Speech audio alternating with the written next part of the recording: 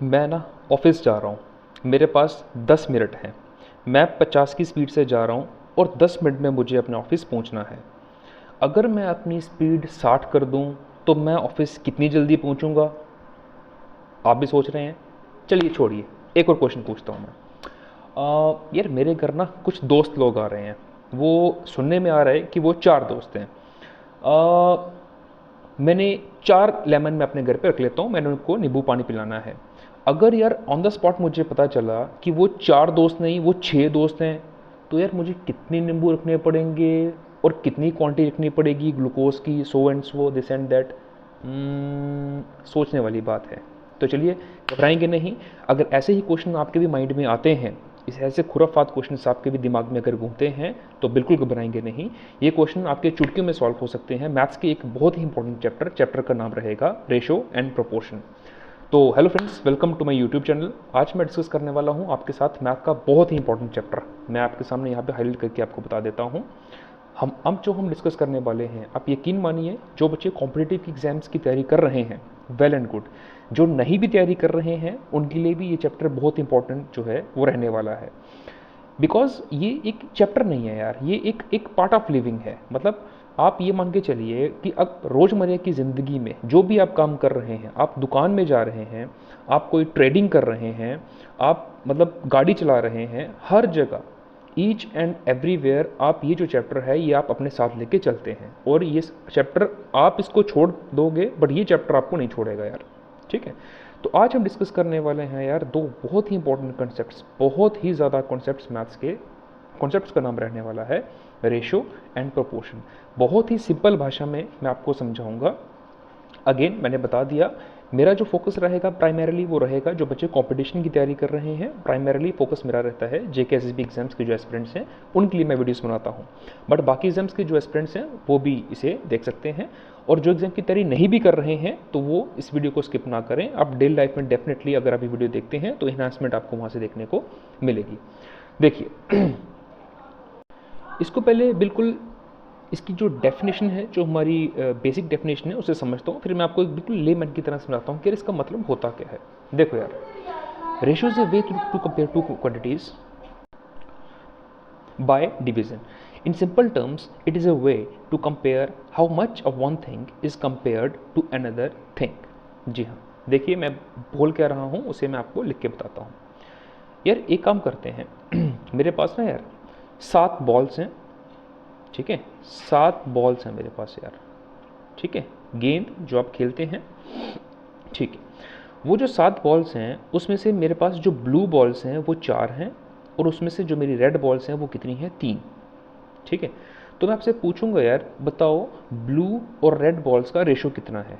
देखो रेशो क्या होता है यार, सिंपल यार। इंग्लिश में हमारे ये जो 2 बिंदु रहते हैं ना, ये जो 2 बिंदु हैं, इसे हम इंग्लिश में कहते हैं कॉलन। ठीक है, इसको मैथ्स में बोला जाता है रेशो। मैं रिपीट कर देता हूँ, हमारी जो इंग्लिश में जो 2 बिंदु होते हैं भाई, ये जो 2 बिंदु होते हैं, ठीक है, ये इसको मैथ्स में क्या कहते हैं? कॉलन। ठीक है, इसको मैथ्स में बोला जाता है भाई रेशो। अब देखो रेशो का मतलब क्या है यार।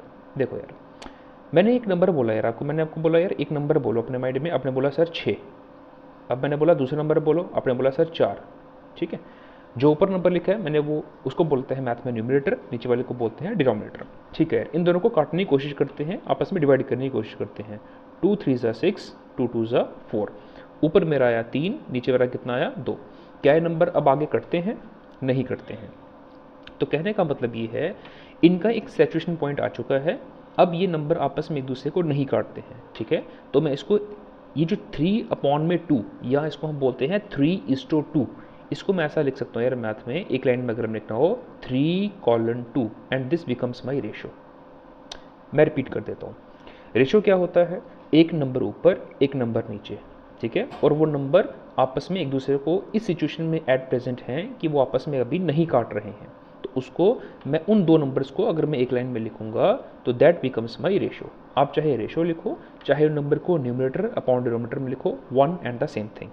ओके, ये जो 2 बिंदु हैं कॉलन, अल्टीमेटली मैथ्स में हम इनको बोलते हैं क्या भाई? रेशो। फाइन। अब देखो यार प्रोपोर्शन क्या होता है। प्रोपोर्शन होता है, proportion is an equation that states that 2 ratios are equal.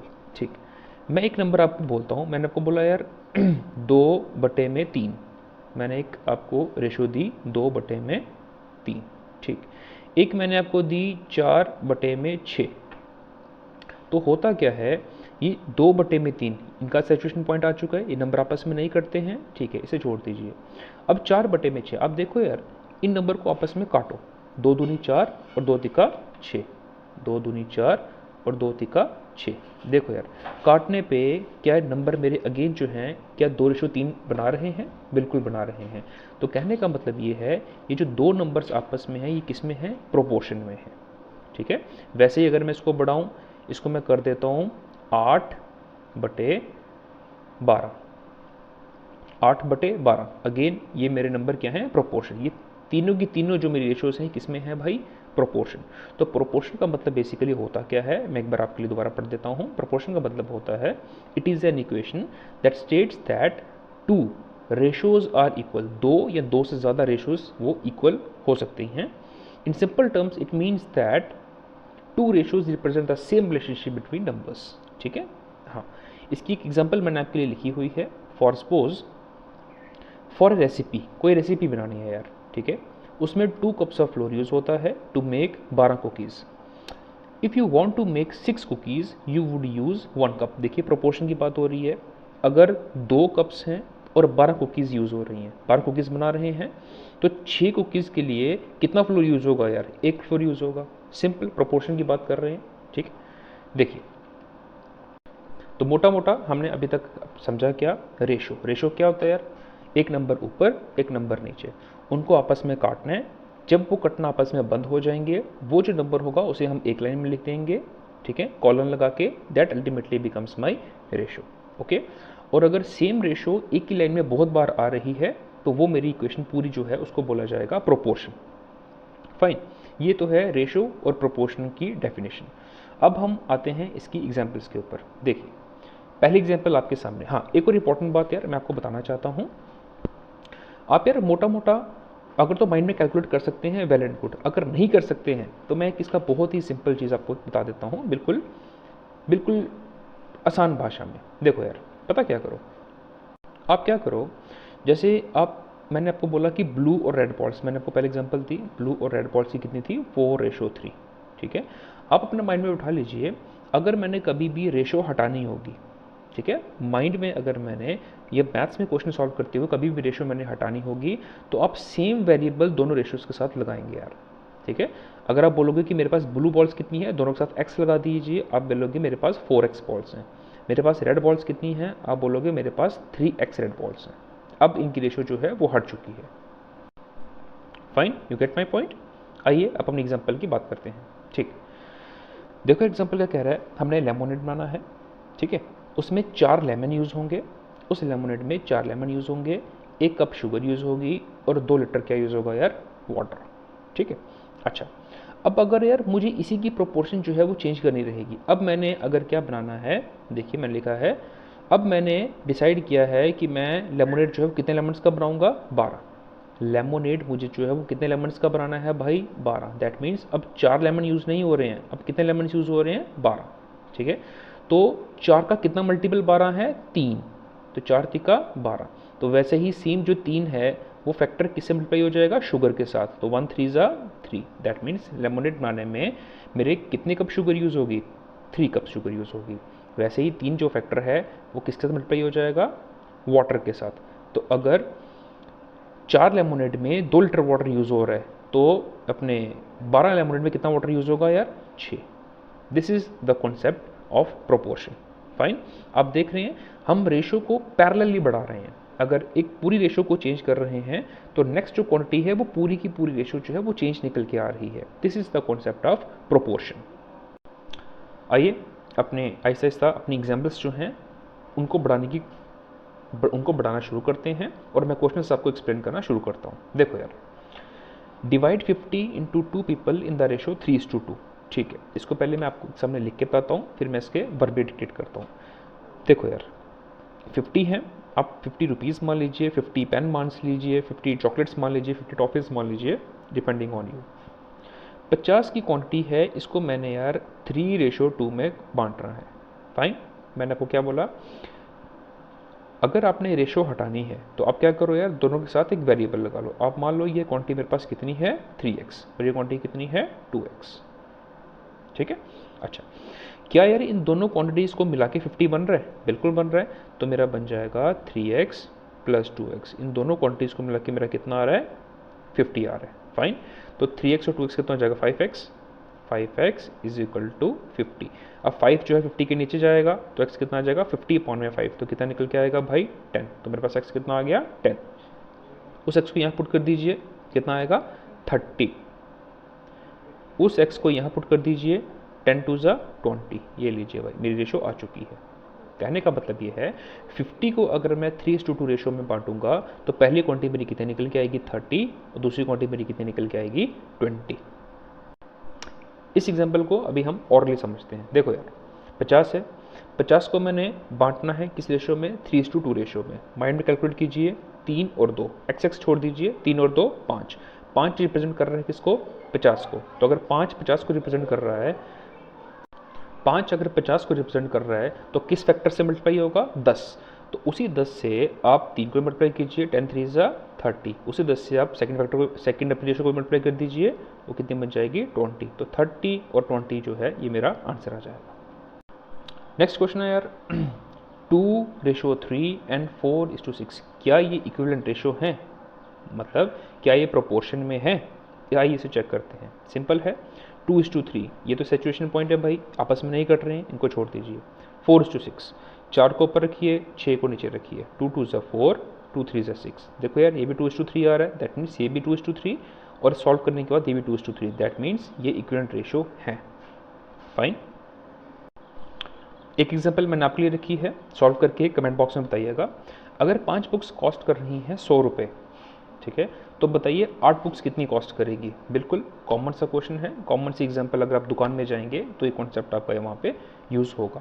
इसका आंसर मुझे कमेंट बॉक्स में बताइएगा। क्वेश्चन है यार, the ratio of number of boys to girls, ठीक है, इन ए स्कूल इज़ 3:2। ठीक है भाई, बात कर लेते हैं, बॉयज़ और गर्ल्स की बात हो रही है भाई क्लास में, ठीक। 3:2, एक चीज़ याद रख लीजिएगा, रेशो की बात हो रही है। मैं अगर एक क्वांटिटी को बढ़ाऊंगा अपनी मर्जी से तो दूसरी क्वांटिटी को भी सेम प्रोपोर्शन में बढ़ाना पड़ेगा, ठीक है। आई मीन टू से, अगर 3 है, इसका मुझे 6 करना है, तो मुझे 2 को भी उतनी ही प्रोपोर्शन से बढ़ाना पड़ेगा। तो 3 दूनी 6, तो मुझे उसको 4 करना पड़ेगा। अगर 3 का मैं 9 कर रहा हूँ तो कितना फैक्टर ऐड किया 3, तो इस 3 मुझे 2 में मल्टीप्लाई करना पड़ेगा, तो 6 मुझे यहाँ रखना पड़ेगा। आइए क्वेश्चन की बात करते हैं।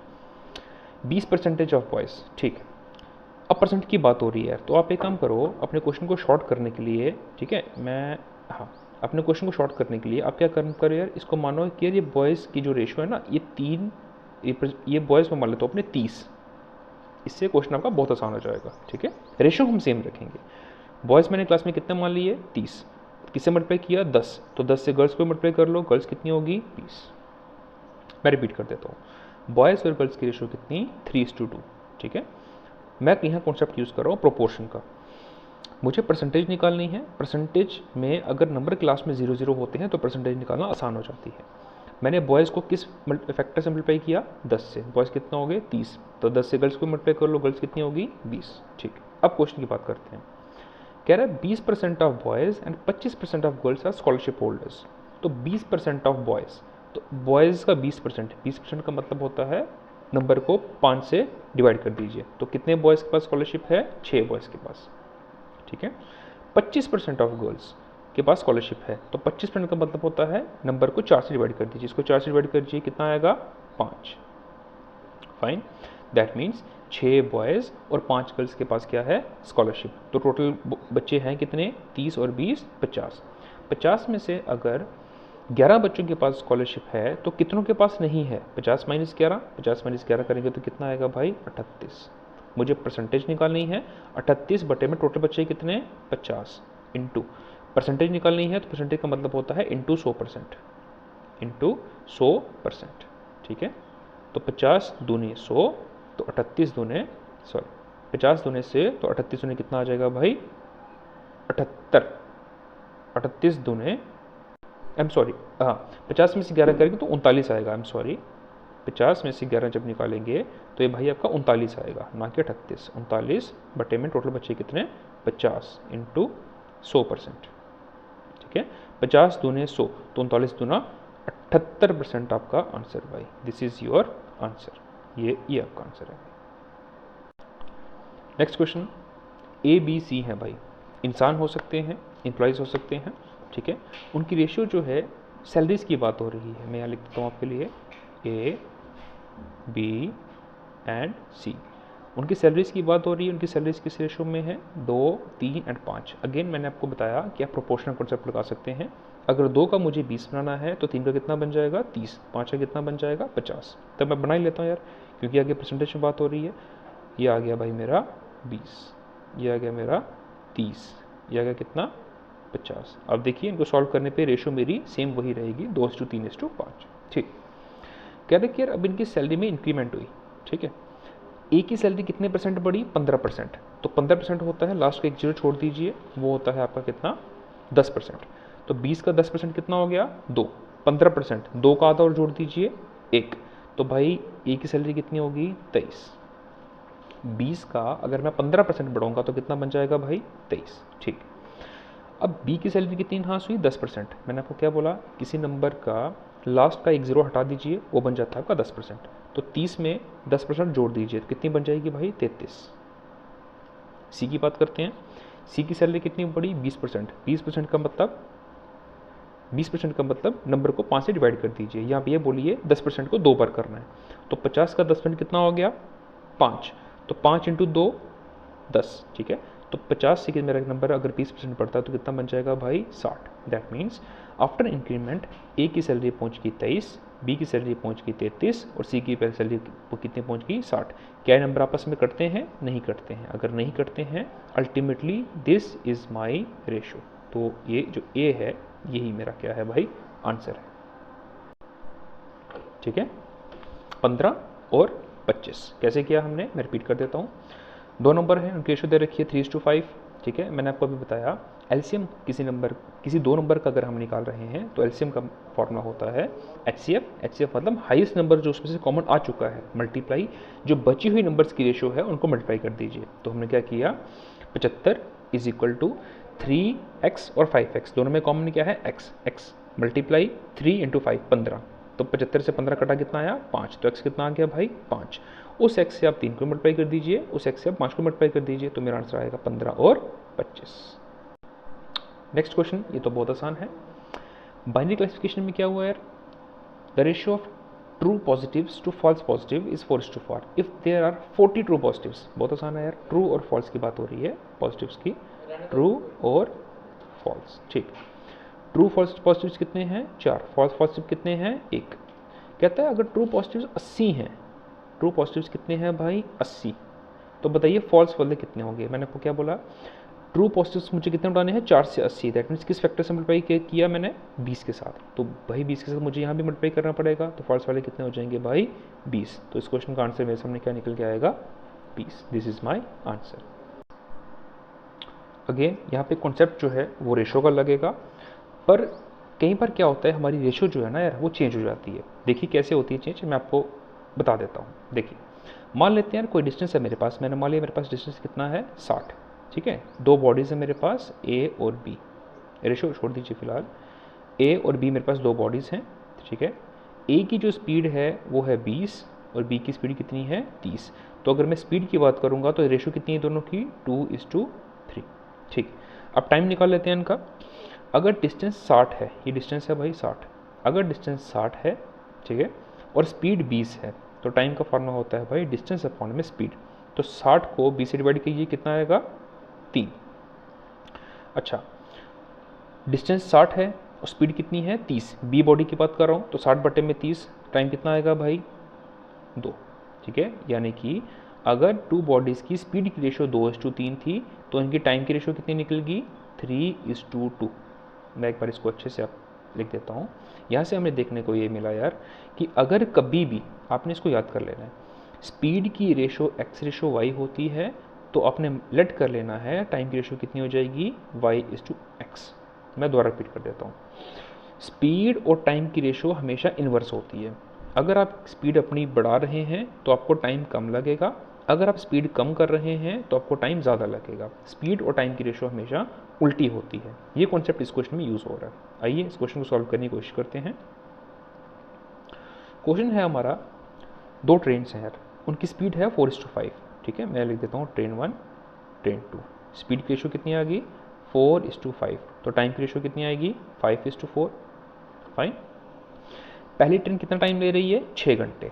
पहली ट्रेन जो टाइम ले रही है 6 घंटे, मैंने को क्या बोला, रेशो को हटाना है तो क्या लगाइए दोनों के साथ x। तो ट्रेन 1 की आप ट्रेन 1 का टाइम ले लीजिए 5x। ठीक है, ट्रेन 1 का टाइम आप कितना ले लीजिए 5x। तो ट्रेन 2 का आप टाइम ले लीजिए, उसने कितना लीजिए लिया 4x। फाइन। कहते हैं यार फर्स्ट ट्रेन टेक कर रही है 6 घंटे, तो यानी कितना टाइम ले रही है, तो 5x रिप्रेजेंट कर रहा है 6 आवर्स को। तो x कितना आ जाएगा भाई 6 आवर्स बटे में 5।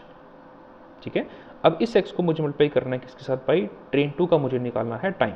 दैट मीन्स इस x की जगह मुझे क्या पुट कर देना है 6 बटे में 5। तो मेरा क्वेश्चन बन जाएगा 4 इंटू 6 बटे में 5। किसी बात हो रही है आवर्स में, इसको सॉल्व कर दीजिए। यह आ जाएगा भाई 6 चौका 24 बटे में 5। ठीक है, इसे जब आप सॉल्व करेंगे, मोटा मोटा सॉल्व कर देते हैं, इधर भी इंटू 2 कर दीजिए, इधर भी इंटू 2 कर दीजिए, तो कितना आएगा 48 बटे में 10। 48 बटे 10 का मतलब है 4.8 आवर्स। ये भाई आपके सामने क्वेश्चन है। तो अपनी वीडियो लंबी ना हो, मैं आपके सामने बस इतने ही क्वेश्चन डिस्कस करता हूँ।